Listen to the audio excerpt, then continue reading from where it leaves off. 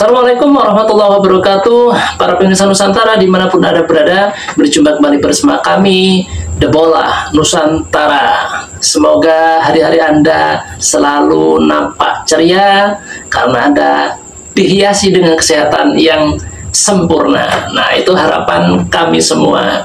Dan tentunya Anda sebagai pemirsa yang budiman dan bijaksana, kami tetap mengharap dukungan dari Anda berupa subscribe, like, dan komen. Kali ini saya akan bereaksi sebuah video di mana gempuran PSSI terhadap citra sepak bola Nusantara yang mendatangkan pemain keturunan tidak sampai di sini saja, terus berlanjut dengan sepak terjang Pak Erick Thohir yang merupakan negosiator ulung ya dalam pencarian bakat-bakat terpendam di Eropa ini.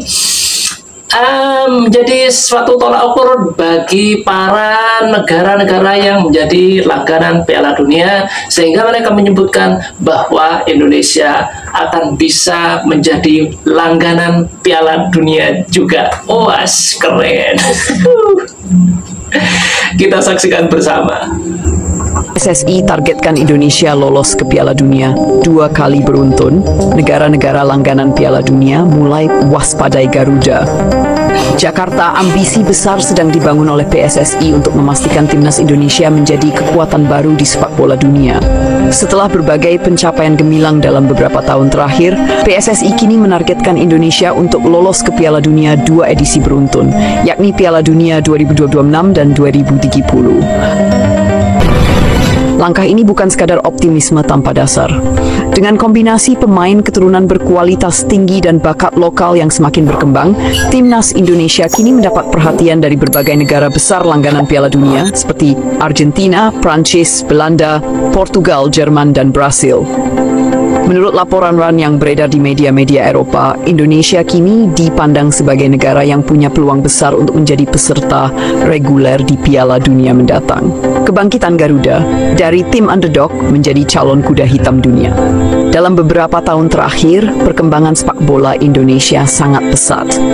PSSI di bawah kepemimpinan Erick Thohir gencar melakukan reformasi besar-besaran, termasuk dengan menghadirkan tim kepelatihan kelas dunia dari Belanda yang dipimpin oleh Patrick Kluivert, Alex Pastoor, dan Denny Lanzat. Di bawah asuhan para pelatih berpengalaman ini, Indonesia kini memiliki filosofi permainan modern yang lebih mengandalkan penguasaan bola, strategi pressing tinggi, serta organisasi pertahanan yang lebih solid. Kehadiran Kurniawan Dwi Yulianto sebagai bagian dari tim kepelatihan juga menambah kekuatan dalam mengembangkan talenta muda. Kombinasi antara pelatih asing berkualitas dan figur lokal legendaris ini membuat Indonesia semakin diperhitungkan. Suntikan pemain keturunan dan bintang lokal. Transformasi timnas Indonesia juga ditandai dengan hadirnya banyak pemain keturunan yang telah atau sedang dalam proses naturalisasi.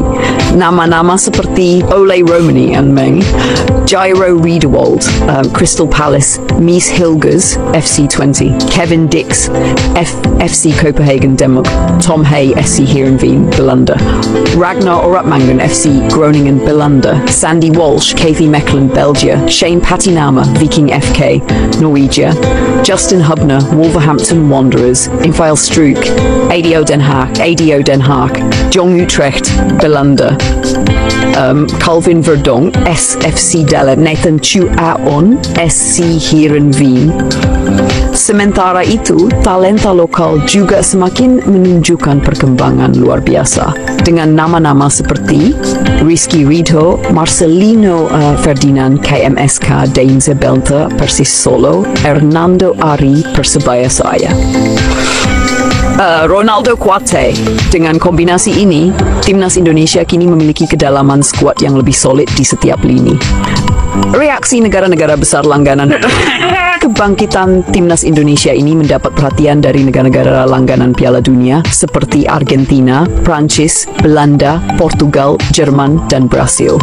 Seorang analis sepak bola asal Prancis mengungkapkan bahwa Indonesia memiliki potensi besar untuk menjadi negara reguler di Piala Dunia mendatang. Indonesia saat ini sedang membangun skuad yang menarik. Kombinasi pemain-pemain keturunan keturunan yang memiliki pengalaman Eropa serta bakat lokal yang semakin berkembang, saya tidak akan terkejut jika mereka menjadi langganan Piala Dunia dalam beberapa edisi ke depan. Sementara itu, mantan pelatih timnas Belanda, Bert van Rooij, juga memberikan pandangannya mengenai perkembangan sepak bola Indonesia. Indonesia kini memiliki organisasi sepak bola yang jauh lebih baik dibandingkan beberapa tahun lalu. Dengan kehadiran banyak pemain yang di Eropa, mereka bisa menjadi salah satu kekuatan baru di Asia, katanya. Pemirsa Nusantara, jadi ketika Pak Erick Thohir ini mencanangkan ataupun penggagas utama mungkin ya, dengan mengalirnya atau ya berduyun-duyun lah pemain keturunan ini bergabung dengan timnas Indonesia, itu memang diharapkan kita juga tentunya ya, kita sebagai fans fanatik timnas Indonesia ini sudah tidak bisa ditawar lagi tentunya ketika mereka pemain keturunan ini bergabung dengan timnas Indonesia, ya seyogyanya lah kita harus lolos ke Piala Dunia. Jadi kalau cuman stagnan, hasilnya cuman gitu-gitu doang, banyak pemain masuk tapi kita nggak lolos, wah buat apa kan seperti itu ya. Jadi sudah nggak ada tawar-menawar, pokoknya Indonesia lolos Piala Dunia, titik. Nah, setuju kan? Kita lanjut.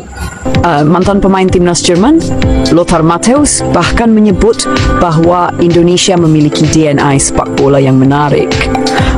Saya melihat gaya permainan Indonesia saat ini lebih modern, lebih mirip dengan tim-tim Eropa dibandingkan dengan negara Asia lainnya. Jika mereka bisa terus berkembang, saya yakin mereka akan menjadi pesaing serius di kualifikasi Piala Dunia, ujar Matthäus.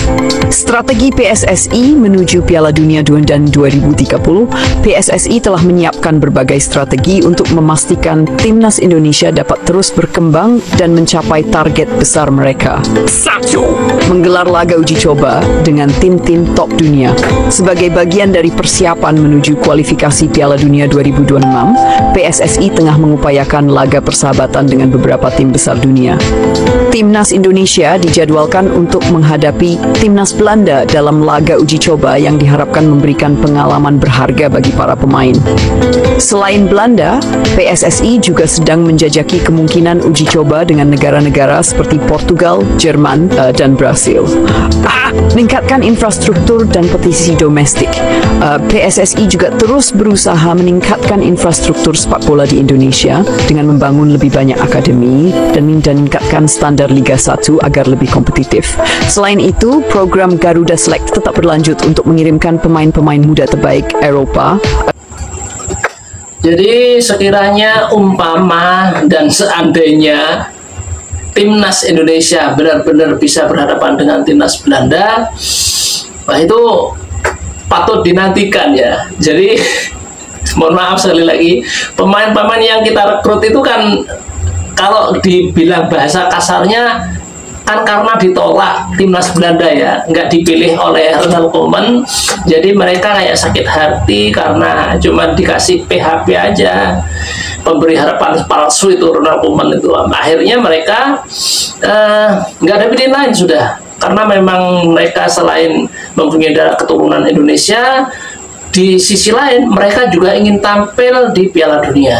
Jadi mau gak mau mereka harus bergabung dengan Indonesia kalau memang mau tampil di Piala Dunia. Nah, itulah sebabnya ketika memang nanti diagendakan timnas Belanda itu bisa berhadapan dengan timnas Indonesia, wah keren ini. Mudah-mudahan menang timnas Indonesia ya. Ronald Koeman akan melongo nanti. Keren. Itulah pemirsa Nusantara apa yang bisa saya sajikan untuk kali ini. Mudah-mudahan kita terhibur, dan satu yang pasti seperti biasanya, mudah-mudahan Anda selalu dalam keadaan sehat, saya pun juga seperti itu, sehingga kita bisa bertemu dalam konten yang lebih baik.